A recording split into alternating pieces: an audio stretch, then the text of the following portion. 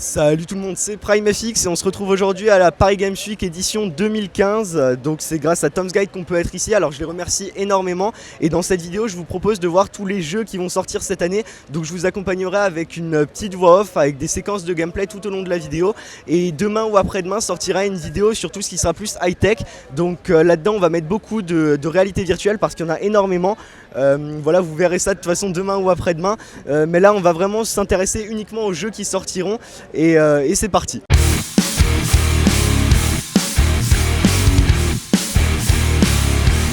On commence donc avec Rainbow Six Siege. Donc là je suis désolé, j'ai pas d'image, je dois vous flouter les écrans du jeu, simplement parce que sur certains stands on nous a demandé de ne pas filmer à l'intérieur ou alors de ne filmer que nos têtes. Ce que je peux comprendre vu qu'ils tiennent à préserver un peu la surprise pour quand le jeu sortira. Donc voilà, je comprends ça et je floute les écrans du coup du jeu, mais ça m'empêchera pas de vous donner pour chaque jeu, même ceux où il n'y a pas de gameplay, mes impressions et quelques infos sur le jeu. Donc c'est parti. Là on est sur un jeu qui a été développé par Ubisoft, c'est un FPS très tactique, c'est vraiment le premier truc qu'on nous a dit quand on est entré dans la salle. On a une petite présentation avant de jouer. Il y a deux camps, défenseurs et attaquants, avec différentes classes et des atouts propres à chaque classe. Le gameplay en soi est vachement sympa, les graphismes sont plus que corrects, hein, c'est très agréable. Il n'y a rien à dire là-dessus. Par contre c'est un jeu qui reste relativement difficile à prendre en main. C'est vrai qu'en un quart d'heure là, j'étais un peu perdu au début, ça s'est un peu amélioré, mais en un quart d'heure on n'a vraiment pas le temps de se faire au jeu parce que c'est un style, comme dit, ce mode, cette façon de jouer extrêmement tactique. C'est pas quelque chose de commun, c'est pas quelque chose qu'on va retrouver sur d'autres jeux du même type, d'autres FPS. Mais voilà, je pense qu'il faudrait simplement, en fait il faut un peu plus de temps pour bien le découvrir, donc là mon avis sera pas forcément hyper intéressant, mais je pense que voilà, comme dit, il faudrait plus de temps pour bien découvrir ce jeu, pour bien le prendre en main. Mais en tout cas pour l'instant ce que je peux dire, c'est ce que j'ai dit, c'est que le gameplay est agréable, de même pour les graphismes. Donc voilà, c'est tout ce que j'ai à dire pour ce jeu. Il sort le 1er décembre 2015 sur PS4, Xbox One et PC. On passe maintenant à Star Wars Battlefront. Donc là je suis désolé, à nouveau j'ai pas de jeu, je me suis même pas filmé en train de jouer, simplement parce qu'on nous a interdit l'utilisation de caméras ou appareils photo à l'intérieur du stand. Voilà, donc c'est un jeu qui a été développé par EA, c'est un jeu de tir à la première et troisième personne, qui sort le 1er décembre 2015 sur PS4, Xbox One et PC. À nouveau on retrouve un gameplay qui est sympa, le gameplay est cool, on prend vite le jeu en main là, contrairement à Rainbow Six. Mais voilà, c'est des modes de jeu qui sont un peu différents. Là on a les personnages du film qui sont repris, et alors là je vais me faire démonter dans les commentaires, mais je n'ai jamais regardé de Star Wars, du coup je pourrais pas vraiment en parler vis-à-vis du film, mais enfin vis-à-vis des films plutôt. Mais en tout cas le jeu en soi est agréable, les maps sont sympas, c'est des maps qui sont assez grandes. Il y a pas mal d'éléments avec lesquels on peut interagir sur la map pour contrôler par exemple tout ce qui est tourelle ou des X-Wing ou des choses de ce genre. Donc c'est un jeu, le jeu me plaît bien, après à voir quand il sortira définitivement. Mais en tout cas pour l'instant c'est un jeu qui me plaît plutôt bien. Ensuite on a testé WRC5, donc World Rally Championship 5. C'est un jeu de rallye qui a été développé par Kiloton Racing Games. Il est déjà sorti, il est sorti le 16 octobre 2015 sur PS3, PS4, PS Vita, Xbox One et Xbox 360. Alors je suis pas un grand fan de jeux de rallye, simulation de rallye, etc. Mais là pour le coup ça m'a fait plaisir d'y jouer parce que c'est un jeu que j'ai trouvé agréable. Les contrôles sont agréables, voilà, j'ai pu jouer sur un vrai simulateur avec pédalier, volant et tout ça. Voilà, donc c'était bien, ça m'a fait plaisir de jouer avec ça. Maintenant à voir, je sais pas comment ça rend si on est que avec le clavier et la souris, mais en tout cas les graphismes étaient plutôt corrects, les contrôles étaient agréables. Voilà, c'est un jeu auquel j'ai pris plaisir à jouer, franchement. Voilà, il n'y a pas plus à dire là-dessus. Ensuite on a testé Assassin's Creed Syndicate. Alors cette fois-ci vous avez le gameplay bien sûr. Alors on a juste eu quelques consignes à chaque fois, la plupart du temps on devait se filmer nous, on devait voir au moins notre épaule ou un côté de notre tête avec le gameplay devant. Voilà, c'était des consignes qui ont été données. Alors là le développeur c'est Ubisoft, le jeu, il y en a énormément qui connaissent je suppose, mais voilà, c'est un jeu qui mêle, pour faire vite, qui mêle action, aventure et surtout infiltration. Il est déjà sorti sur PS4, Xbox One et il sort sur PC le 19 novembre 2015. Sinon, c'est un jeu, j'ai trouvé que les graphismes étaient bien, mais sans plus. Voilà, c'est quelque chose, les graphismes, c'est pas quelque chose sur lesquels je vais m'attarder parce que c'est vraiment, j'ai pas été plus surpris que ça. Après le gameplay, je le trouve toujours aussi bien, j'avais déjà joué à d'autres Assassin's Creed, mais voilà, les animations des combats, c'est vraiment le truc qui m'impressionne le plus, c'est toujours aussi bien fait. L'histoire, on peut pas vraiment découvrir l'histoire, comme dit, on a eu 12-13 minutes à peu près. Bon, on a été un petit peu dérangé, ça nous a un petit peu embêté. Bon, on avait une démo qui était possible de faire, et malheureusement on avait normalement un quart d'heure de jeu, et là ce qui s'est passé c'est qu'on est arrivé un peu entre la fin du temps de jeu, et du coup on s'est gentiment fait sortir du stand d'essai, donc bon, c'était un petit peu dommage, on n'a pas pu terminer la démo. Mais en tout cas, le gameplay reste bien sur Assassin's Creed, toutes ces animations et tout ça sont vraiment bien. Le mode de course libre où on saute, on se déplace dans tous les sens, c'est vraiment... je trouve que c'est toujours aussi bien fait, voilà, c'est du Assassin's Creed, mais en tout cas pour moi c'est un jeu qui a l'air plutôt bien. On a ensuite découvert Guitar Hero Live. Alors Guitar Hero, c'est un jeu sur lequel j'avais passé énormément de temps étant plus petit. C'était juste Guitar Hero, je sais même plus quelle version c'était, mais en tout cas c'était sur la Wii, et c'était franchement un jeu auquel je prenais tout le temps plaisir à jouer. J'ai passé des heures dessus, je me suis bien éclaté sur ce jeu. Et là j'ai été bizarrement déçu, honnêtement. Il y a eu pas mal, je trouvais que c'était un jeu qui était très lagué et qui correspondait plus, on n'avait plus vraiment cet effet musical.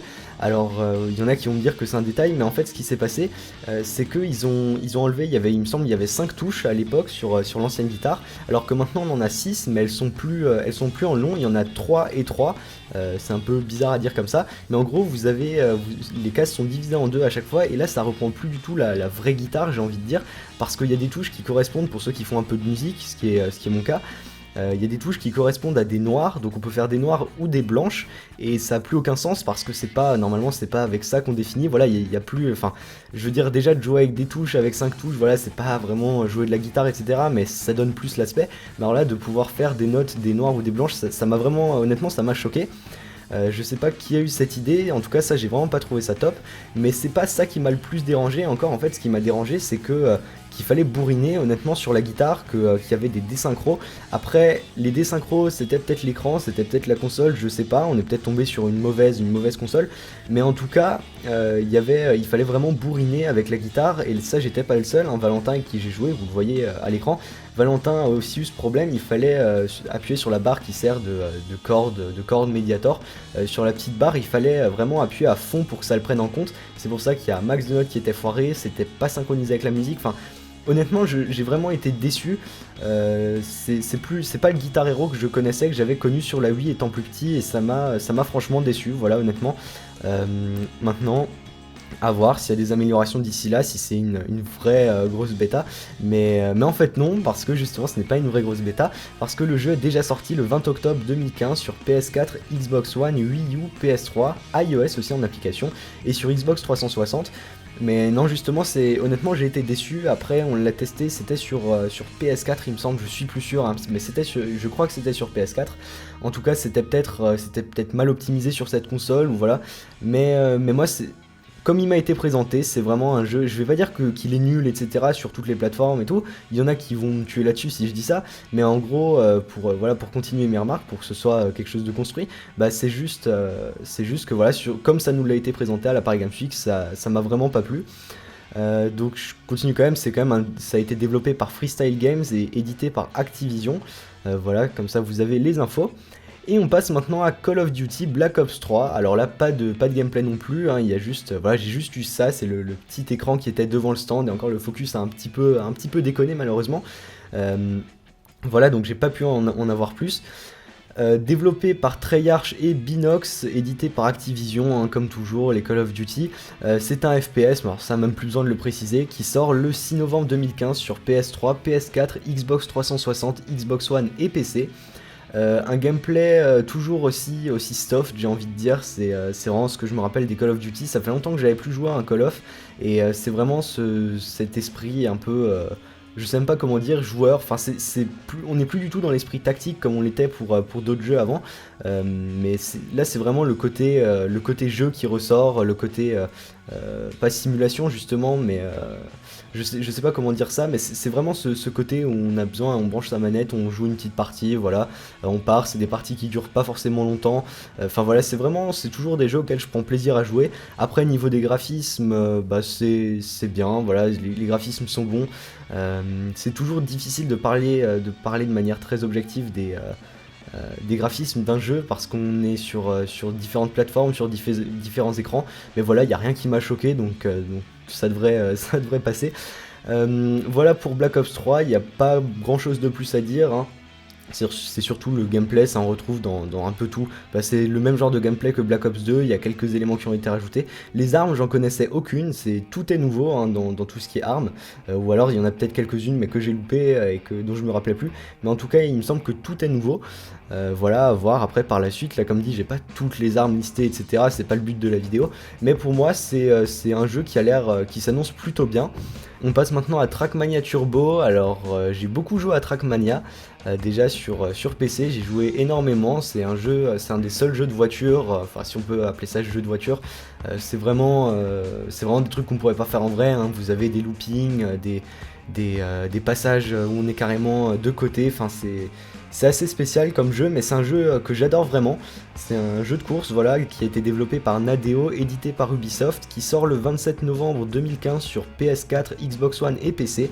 Et comme vous pouvez le voir, je l'ai testé de manière un petit peu spéciale, avec la réalité virtuelle et surtout sur un siège qui bouge en même temps que les mouvements qu'on fait. Donc j'ai eu 2 replays, et après la troisième partie, j'ai pu jouer, et c'est vraiment, c'est impressionnant. Même quand on est à l'envers, en fait, on n'a pas l'impression, enfin on n'a plus l'impression d'être dans le salon, en fait, on a vraiment l'impression d'être dans une voiture, comme ça, une voiture de course, une Formule 1.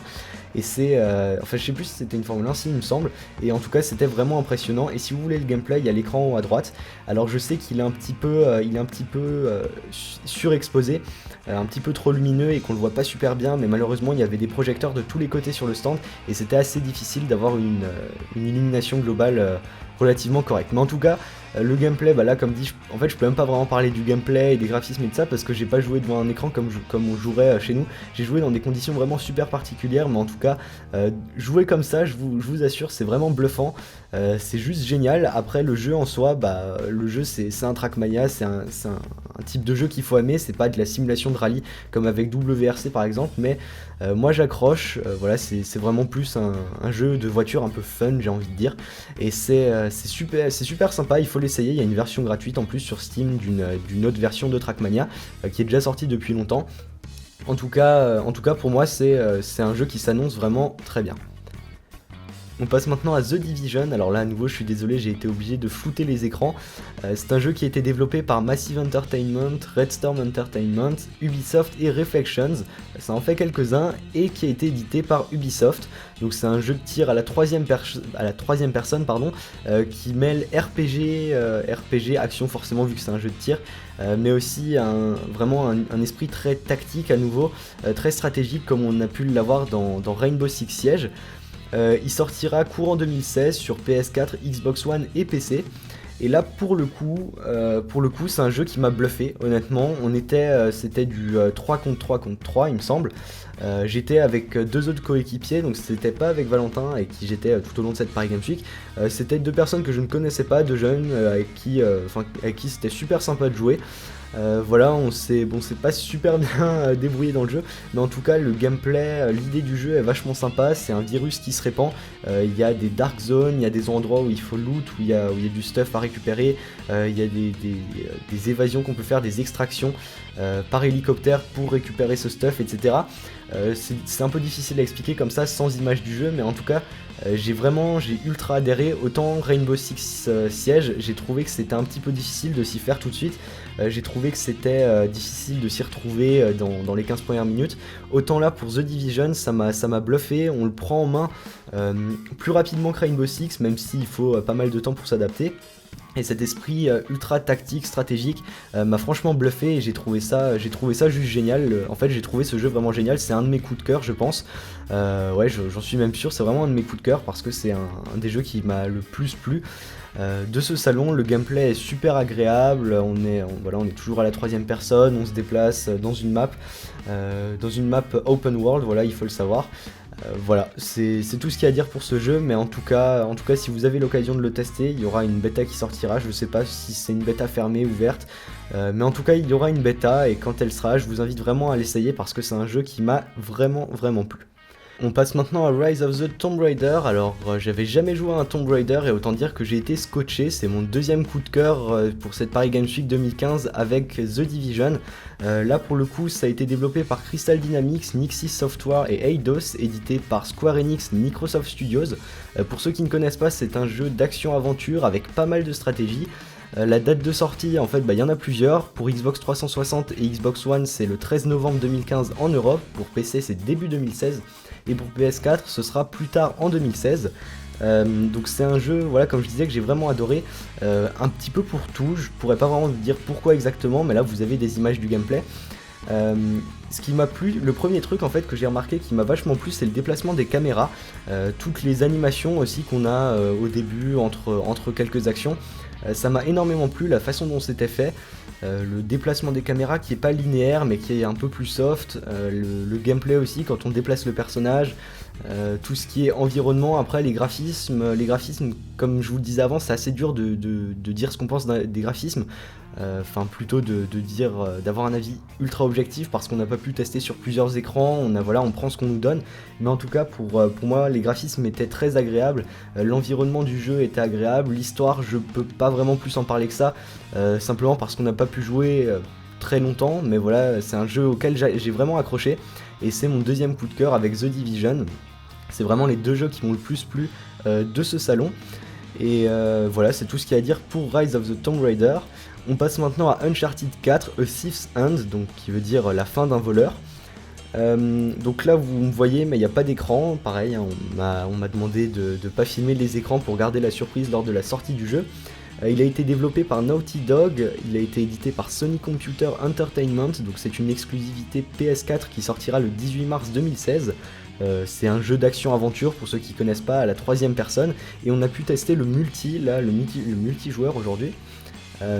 C'est un jeu que j'ai trouvé bien, mais je pourrais pas vous donner un avis plus grand que ça, la partie était pas très longue honnêtement, et c'est un gameplay, en fait, pour vous faire une idée, alors il y en a qui jouent peut-être à beaucoup d'Uncharted, qui me tueront là-dessus, mais pour moi c'est le gameplay en multi en tout cas, est vraiment, je vais pas dire un copier-coller, mais ça m'a vraiment énormément fait penser au gameplay de Far Cry 3, auquel j'avais joué en multijoueur également.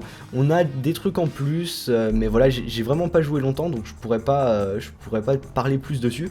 Après, pour ce qui est contrôle des personnages, pour ce qui est du gameplay, le gameplay, je l'ai trouvé, en fait au début la console était un peu laguée, ou la manette, je sais pas, il y avait une petite désynchro, ça s'est réglé au bout de 5 minutes et j'ai trouvé que les contrôles étaient bien, le contrôle de la caméra était pas mal, mais quand on a joué, comme dit, j'ai joué à Tomb Raider juste avant et la caméra m'avait bluffé, alors de passer de l'un à l'autre ça fait assez bizarre, mais sinon le gameplay est bien en soi, c'est agréable, disons, il y a rien de bizarre qu'on remarque. Sinon pour ce qui est des graphismes, là je me rappelle plus, ouais là honnêtement je sais plus, je vais pas vous dire de bêtises, il me semble que j'ai rien remarqué de spécial, sinon je l'aurais noté ou j'aurais dit quelque chose. Donc pour les graphismes c'est que c'est agréable, voilà, c'est que j'ai joué agréablement dessus et que j'ai pas plus à dire par rapport à ça. Voilà, c'est tout pour Uncharted 4, comme dit, voilà, je dis en fonction de ce que j'ai vu, de ce que j'ai ressenti, après ça dépend aussi du temps auquel on a pu jouer au jeu. C'est clair que si j'avais joué peut-être, je sais pas, une demi-heure, 45 minutes au lieu de 10 minutes, j'aurais eu plus de choses à vous dire, mais là, comme dit, j'ai à peine eu le temps de découvrir, et c'est normal vu qu'il faut faire passer tout le monde, il y a énormément de monde à la Paris Games Week. Et on termine avec Just Cause 3, qui est un jeu développé par Avalanche Studios, édité par Square Enix. Alors c'est un jeu d'action-aventure à la troisième personne, pour ceux qui ne connaissent pas, qui sortira le 1er décembre 2015 sur PS4, Xbox One et PC. Alors j'avais jamais joué à un Just Cause, celui-ci, j'étais un peu déçu de pas pouvoir faire de mission, j'ai pas trouvé où faire de mission. Mais en tout cas le gameplay en soi, je l'ai trouvé agréable, voilà, les contrôles du personnage étaient vachement agréables. Pour ceux qui connaissent pas, donc j'ai pas pu faire de mission, mais je me suis quand même un peu renseigné. Et je sais que comme dans les Just Cause précédents, on incarne Rico Rodriguez, donc un agent américain qui est envoyé pour cet épisode sur l'archipel de Medici, qui est un archipel fictif pour Just Cause 3, et il y est envoyé pour renverser la dictature qui y règne. Alors l'histoire m'a l'air plutôt sympa, ça me fait un peu penser à un genre de GTA, mais dans lequel on a plus d'ennemis. Là il y a tout le temps des gens qui vous tirent dessus. Mais en tout cas l'histoire a l'air plutôt sympa, parce qu'il y a un truc que j'ai noté, que j'ai beaucoup aimé aussi, c'est tout ce qui est environnemental. Il y a beaucoup d'interactions. Par exemple, une botte de foin qui est posée par terre, si vous foncez dessus à pleine vitesse en voiture, elle va rouler, elle va se déplacer. Si vous roulez sur des fleurs, vous allez voir les fleurs s'écraser, etc. Et ça peut paraître des détails, mais quand on joue à un jeu comme ça, je trouve ça super agréable. Voilà, et c'est un truc que j'ai tout de suite remarqué sur ce jeu. Alors peut-être que sur d'autres jeux aussi, ça y est, et je n'ai pas plus fait attention. Mais là sur ce jeu, ça m'a un peu, pas bluffé, mais ça m'a agréablement surpris, on va dire, de voir ces interactions avec un petit peu tous les éléments du décor. C'est déjà la fin de cette vidéo dans laquelle on vous aura un peu fait découvrir les jeux qui étaient présents cette année à la Paris Games Week. Donc on n'a pas pu tous les faire, il y en a certains qu'on a loupés, il y en a certains auxquels on est passé à côté simplement. Et donc il y a une vidéo sur tout ce qui est un peu plus orienté high-tech qui sortira soit demain soit après-demain, encore à voir, hein, selon ce qu'on aura tourné et selon l'avancement du montage. En tout cas, je remercie encore une dernière fois Tom's Guide pour nous avoir permis d'être là cette année et je vous dis à très bientôt pour de prochaines vidéos.